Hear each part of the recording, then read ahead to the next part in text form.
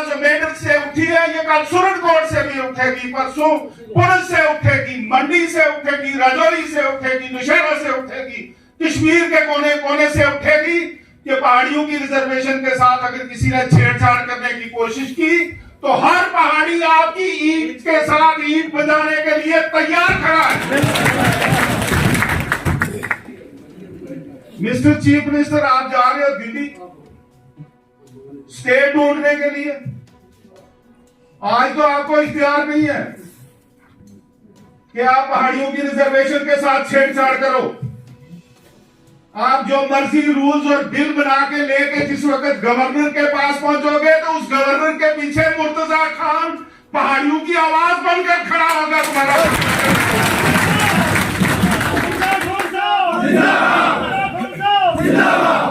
और chief minister, आप ये सोचते हो कि आपको स्टेट हासिल हो जाए और फिर आपको इख्तियार मिल जाए और उस इख्तियार का इस्तेमाल करते हुए आप पहला काम करो कि पहाड़ियों की रिजर्वेशन के साथ छेड़छाड़ करो। ऐसी स्टेटहुड नहीं हम आपको लेने देंगे। हम उस स्टेटहुड के हरगिज हक में नहीं है जो इस उमर अब्दुल्ला को मिले और उसके नतीजे में फिर ये हमारी रिजर्वेशन के साथ छेड़छाड़ करे। चाहिए आपको ऐसी स्टेटहुड? नहीं चाहिए। कमेटी इन्होंने तश्कील दी है और इधर नैरेटिव सेट करना शुरू हो गई। ये हमारी रिजर्वेशन को कम करने के दर पे। ये बीजेपी जो हमारी सरकार का उनका शुक्रिया अदा करते हैं कि उन्होंने कई बार किया है, लेकिन आज फिर करते हैं कि उन्होंने हमें जो है एसटी जो है वो दी है। तो दूसरी बात में ये एक दो बातें करके मैं आपसे अलविदा होना चाहता हूँ। दूसरी बात मैं ये कहना चाहता हूं कि अगर इस वक्त भी हमें कोई अगर ये जो हमारे खिलाफ साजिशें हो रही हैं, ये हमारे खिलाफ जो सारे सिलसिला चल रहा है, अगर इसको कोई जो है वो खत्म कर सकता है या इसका कोई मुकाबला कर सकता है या हमें अगर बचा सकता है तो सिर्फ बीजेपी सरकार ही बचा सकती है। सही बात है। तो लिहाजा हमें जो है इस सरकार के हाथ जो है ये मजबूत करने चाहिए और हमारे रवाबत जो है वो दिल्ली वालों के साथ होने चाहिए। हमारे रवाबत जो है वो गवर्नर के साथ जो है वो होने चाहिए और उनके साथ रवाबत रखने के लिए और वहां बात करने के लिए हमारे पास जो है मुर्तजा खान साहब का और ये पूरा मंसूबा ये प्लान तैयार किया है। और मैं तो यही कहूंगा कि इलेक्शन भी उनका इसी एजेंडे पे लड़ा गया, खास करके जो खिता पीर पंजाल में लड़ा गया वो इसी इलेक्शन इसी उनका मुद्दा यही था कि इस रिजर्वेशन को हमने खत्म करना है। मुझे अफसोस है और अफसोस से कहना पड़ रहा है कि हमें अभी तक हमारे अंदर वो जज्बा वो अपने हकों को हासिल करने के लिए वो पैदा नहीं हुआ है।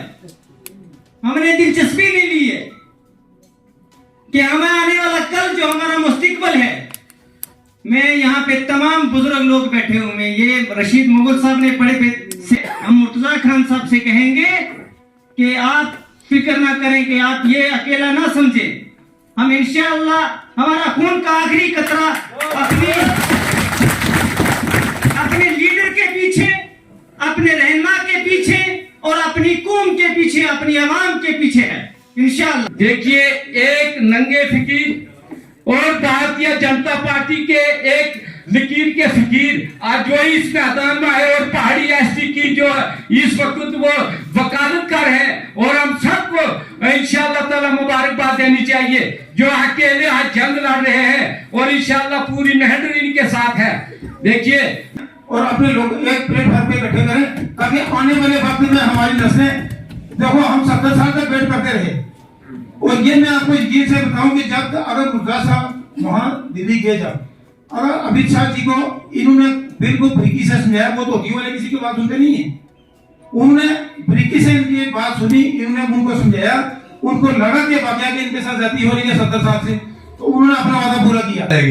लेकिन हमारी जो जंग है कि इसकी एसटी की, ये वायदी मुर्तजा खान साहब लड़ सकते हैं ये। और किसी पार्टी लीडर को ये पूछे दावादार है कि इसमें केसों में किसी ऑब्जेक्शन फाइल किए या क्या स्टेटस है, ये वरना अगर ये एक तरफा हो तो हमें नुकसान भी हो सकता है ये।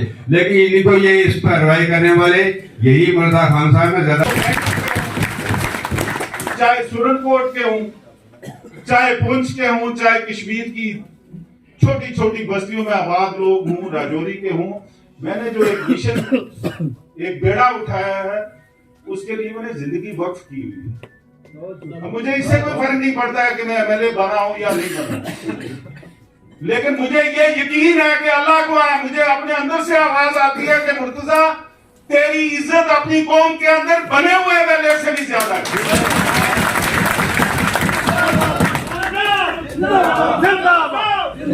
मेरे इलेक्शन के दिनों में मैं एक बात आप सबसे वाज़ेह तौर पे कहता हूं कि आपके खिलाफ एक बहुत बड़ी साजिश है, वो आपके बच्चों के मुस्तकबिल के दर पे है। आपकी रिजर्वेशन पॉलिसी के खिलाफ एक साजिश पनप रही है, साजिश पक रही है, ऐलान हो चुका था।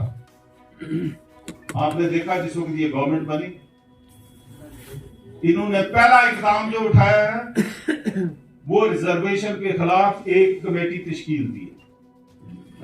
साढ़े सामने एक बहुत बड़ा चैलेंज है, एक कमेटी, इसने कोई ना कोई खराफाती काम जरूर करना है, मैं पता है, मैं जानना। मैं उसले इलेक्शन में आख्या सा कि नेशनल कॉन्फ्रेंस ने अजायम ठीक नहीं है, इन्हें साड़ी रिजर्वेशन नाल छेड़छाड़ करनी है। हूं एक कमेटी जड़ी है, उस कमेटी की भी तुम जानने कि वो केड़ी कमेटी है। इस कमेटी वो लोग ਜਿਹੜੇ नस्ल दर नस्ल ते साढ़े इस एजेंडे के खिलाफ काम कर रहे हैं। इन्हां कोल बाखबर अस कमजोर नहीं है। अवाम नी ताकत जड़ी इसा रिजर्वेशन ने इशू पर बांग्लादेश नहीं सी हो क्या ना उसना शेख हसीना मुल्क छोड़ी गई। अवाम ने सैलाब ने अगे कोई बड़ी ताकत नहीं है, कोई ताकत नहीं है, लेकिन अवाम ना सैलाब बशर्ते के यूनाइट हुआ है, यकजेती हुआ है, मुतहद हुआ है, उन्होंने अंदर एक सोच हुआ है। और मैं एक बार फिर गवर्नमेंट ऑफ इंडिया फिर एक गुजारिश करता हूं कि असां इतना बा इख्तियार उमर अब्दुल्ला नहीं लोड़ना जम्मू कश्मीर विच कि जड़ा सब तो पहले असां बर्बाद कराया। असां ये जड़ी त्रै साड़ी है स्टेटहुड, ये असां यूटी चंगी है, असां वो रिजर्वेशन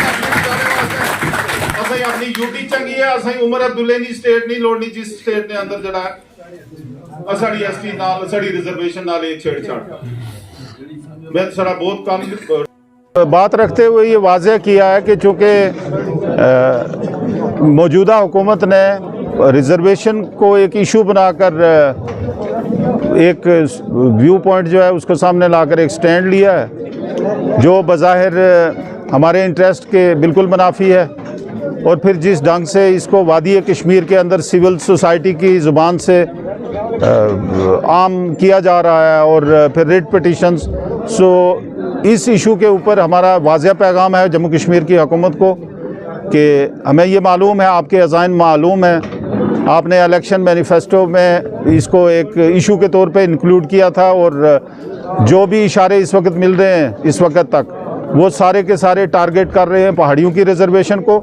तो हम गवर्नमेंट ऑफ जम्मू कश्मीर को ये आगाह करना चाहते हैं कि आप कभी गलती से भी ये नहीं सोचना कि पहाड़ियों की रिजर्वेशन के साथ किसी तरीके से छेड़छाड़ की जाएगी, इसमें शरह में तखफीफ की जाएगी या और किसी तरीके से इनको गुज़ंत पहुँचाने की अगर किसी ने कोशिश की तो जम्मू कश्मीर के पहाड़ी आज आप यूँ समझ लीजिए कि इब्तदा मेंढर से हुई है और ये आवाज़ बुलंद होगी और हम किसी भी इस तरह के अज़ाइम जो हैं उनको कामयाब नहीं होने देंगे।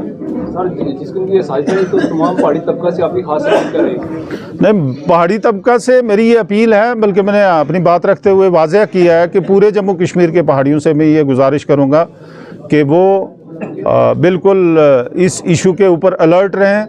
बवक्ते ज़रूरत हम कॉल देंगे उनको और जो भी हमारी अपील होगी उसके लिए वो उनको तैयार रहना चाहिए। बिलखुसूस नौजवानों से ये मैं गुजारिश करूँगा कि वो सोशल मीडिया के ज़रिए से, मीडिया के प्रिंट मीडिया के ज़रिए से इस इशू के ऊपर नज़र रखें। बाकी हम अपने तंजीमी ढांचे के ज़रिए से भी उनको वक्तन फ़वक्तन आगाह करेंगे और जब भी ज़रूरत पड़ेगी, चाहे वो धरने की शक्ल में हमें बाहर आना पड़े, एजिटेशन चलाना पड़े, भूख हड़ताल पे जाना पड़े, कोई लीगल एक्शन के लिए हमें लोगों को यकजा करना पड़े या जो भी हमारी उस जदोजहद में ज़रूरत होगी और जहाँ जहाँ पे भी हमें उनका तावन दरकार होगा उस तावन के लिए उनको हम वक्त तैयार रहना चाहिए।